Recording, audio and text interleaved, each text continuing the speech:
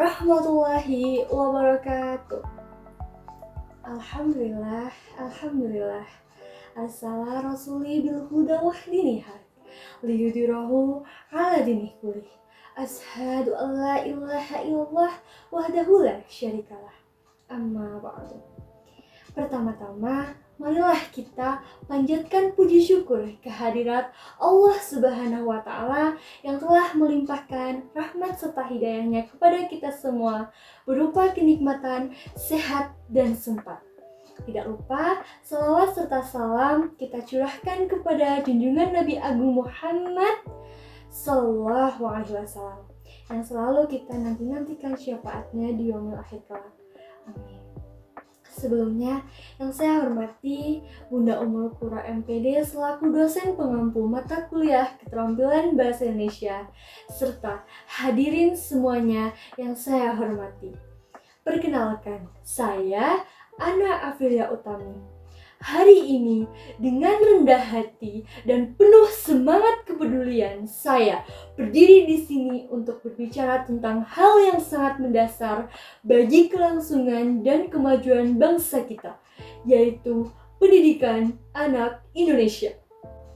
Pendidikan adalah tanggung jawab bersama, bukan hanya milik sekolah atau keluarga, melainkan komitmen seluruh masyarakat. Tanpa pendidikan yang berkualitas, cita-cita dan kemajuan keberlanjutan bangsa kita akan terasa seperti impian yang sulit dicapai. Oleh karena itu, marilah kita bersama-sama merenung dan memahami betapa pentingnya pendidikan sebagai fondasi utama bagi masa depan yang lebih baik. Hadirin yang saya hormati, mengapa pendidikan anak harus menjadi prioritas utama? Pendidikan anak sebagai prioritas utama bukanlah sekedar wacana, melainkan keputusan yang strategis demi membangun fondasi kuat bagi masa depan bangsa. Pendidikan anak harus menjadi prioritas utama. Yap, karena poin pertama, peningkatan kualitas sumber daya manusia. Pendidikan yang berkualitas dapat meningkatkan keterampilan dan pengetahuan individu, menciptakan sumber daya manusia yang produktif dan inovatif, juga pengurangan ketidaksetaraan sosial. Prioritas pada pendidikan anak juga bertujuan mengurangi kesenjangan sosial. Lalu, peningkatan daya saing bangsa. Dengan pendidikan, negara yang memberikan prioritas pada pendidikan anak akan memiliki keunggulan kompetitif dalam skala global. Contoh konkret yang bisa saya sebutkan dari seseorang yang memperoleh keunggulan kompetitif di skala global melalui pendidikan yang baik adalah Nadiem Makarim. Kenapa saya ambil contoh Nadiem Makarim? Nadiem Makarim adalah contoh inspiratif dari individu Indonesia yang memiliki pendidikan yang baik, mampu bersaing dan mencapai keberhasilan dalam skala global, terutama dalam industri teknologi dan inovasi. Nadiem Makarim berhasil mendirikan perusahaan Gojek pada tahun 2010. Keberhasilan Gojek sebagai perusahaan teknologi terkemuka di Asia Tenggara menunjukkan kepada kita semua bagaimana pendidikan yang baik dapat memberikan keunggulan kompetitif di tingkat skala global. Hadirin yang saya hormati, pada kesempatan kali ini saya ingin mengungkapkan pendidikan tidak mungkin berdiri sendiri tanpa dukungan atau motivasi. Keluarga memiliki peran penting dalam pendidikan.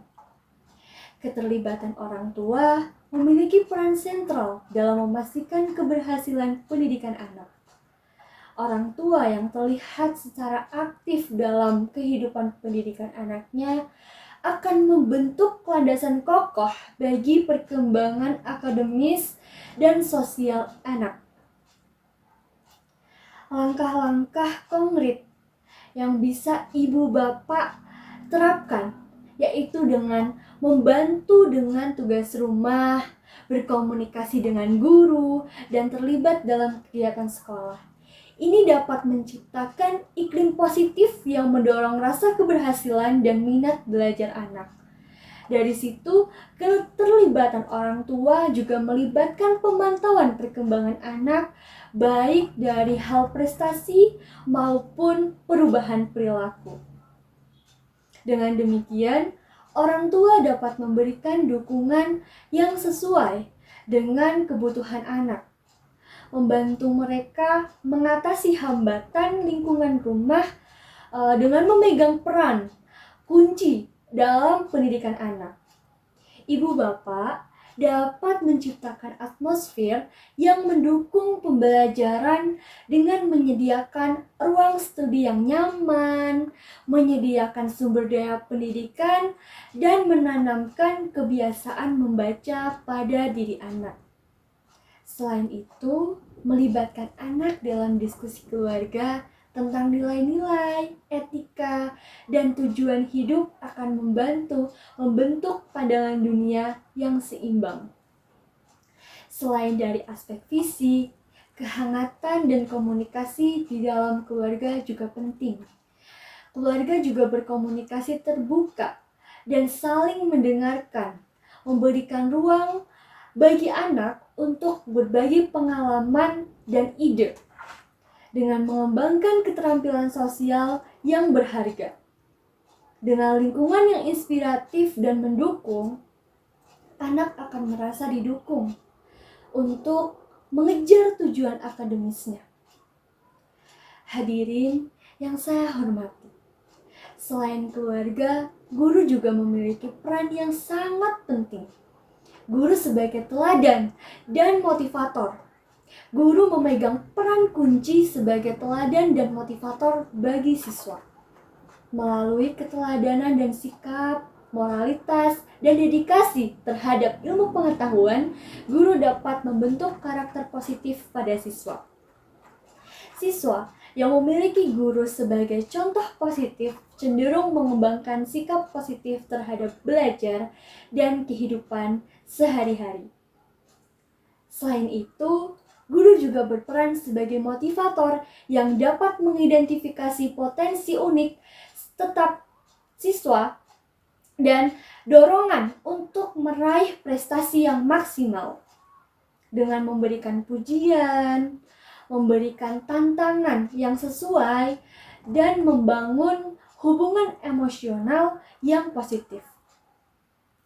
Guru juga dapat membantu siswa menemukan motivasi intrinsik, motivasi di dalam dirinya untuk selalu belajar, dan belajar. Sekolah bertanggung jawab untuk menyusun kurikulum yang holistik dan relevan. Tidak hanya guru, kurikulum juga harus dituntut dengan sesuai zaman. Kurikulum harus mencangkup aspek akademis, karakter, dan keterampilan yang diperlukan untuk menghadapi tantangan dunia modern saat ini. Selain itu, keberagaman dalam kurikulum dapat memastikan bahwa setiap siswa memiliki peluang untuk mengeksplorasi minat dan bakatnya sendiri. Pentingnya kurikulum yang relevan juga melibatkan pemanfaatan teknologi sebagai bantu pembelajaran. Hadirin, setelah kita berbicara mengenai peran membentuk karakter positif untuk anak generasi zaman sekarang juga sangat penting. Ayo, kita terapkan dalam kehidupan sehari-hari. Dengan pentingnya pembentukan karakter positif, kita dapat membentuk karakter positif pada anak adalah salah satu misi utama pendidikan.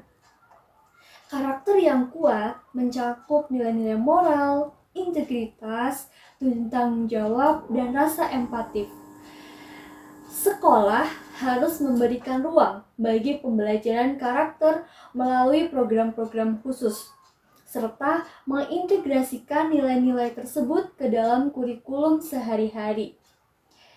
Hadirin yang saya hormati, melibatkan siswa dalam kegiatan ekstrakurikuler, proyek kolaboratif, dan pengalaman menjadikan pembelajaran praksis bagi kita semua dalam membantu mereka menginternalisasi nilai-nilai tersebut.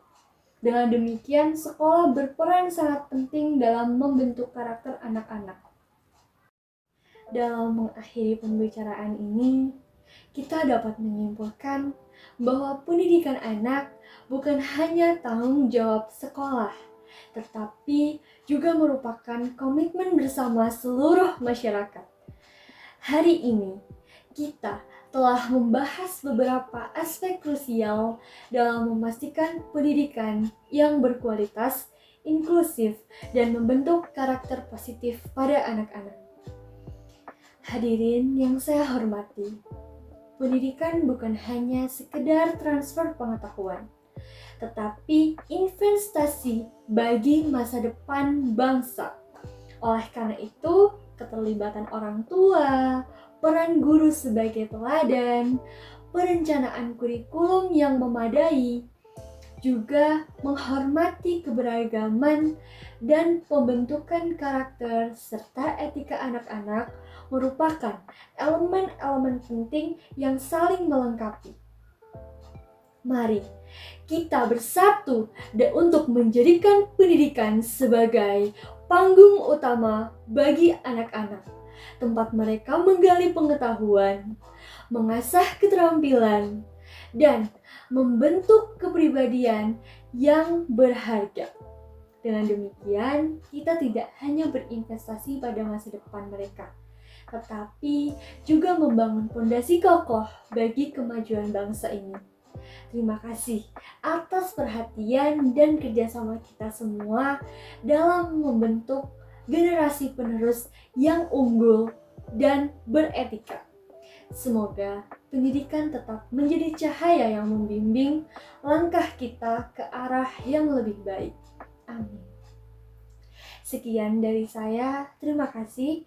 Mohon maaf apabila ada kekurangan maupun kesalahan.